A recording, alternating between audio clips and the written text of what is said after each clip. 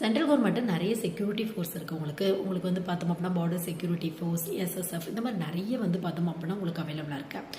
So இங்கெல்லாம் வந்து பார்த்தோம் அப்படின்னா நீங்கள் ஒரு எஸ்ஐ ஆகணும் அப்படின்னு ஆசைப்பட்டீங்க அப்படின்னா, எஸ்ஐ அப்படின்னா நிறைய பேருக்கு தெரிஞ்சிருக்கும், சப் இன்ஸ்பெக்டர் அப்படின்னு வந்து சொல்லுவாங்க.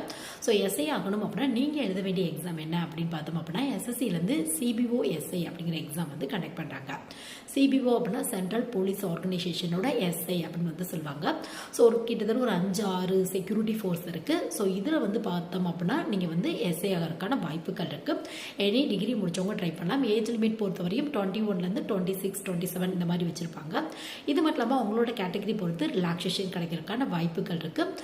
முக்கியமாக வந்து பார்த்தோம் அப்படின்னா ஃபிசிக்கல் ஃபிட்னஸ் வந்து கம்பல்சரியாக பார்ப்பாங்க. இது மட்டும் இல்லாமல் ஃபிசிக்கல் எஃபிஷியன்சி டெஸ்ட்டும் இருக்கும். இந்த ரன்னிங் இந்த மாதிரி சில ரவுண்ட்ஸ் வந்து இருக்கும். ஸோ இன்ட்ரெஸ்ட் இருக்குது அப்படின்னா போத் ஃபீமேல் மேல் 2 பேருமே வந்து ட்ரை பண்ணி பார்க்கலாம். ஏன்னா இந்த மாதிரியான போஸ்டிங்லாம் மேல் மட்டும் தான் ட்ரை பண்ணலாம். அந்த மாதிரி நிறைய கொஸ்டின்ஸ் வந்து இருக்குது. அப்படிலாம் இல்லை, உங்களுக்கு ஃபீமேலுக்கு தனியாக மேலுக்கு தனியாக வேகன்சி அனௌன்ஸ் பண்ணுவாங்க. ஃபீமேலுக்கு தனியாக ரூல்ஸ் வச்சுருப்பாங்க. இந்த physical measurement test, physical efficiency டெஸ்ட்டில்.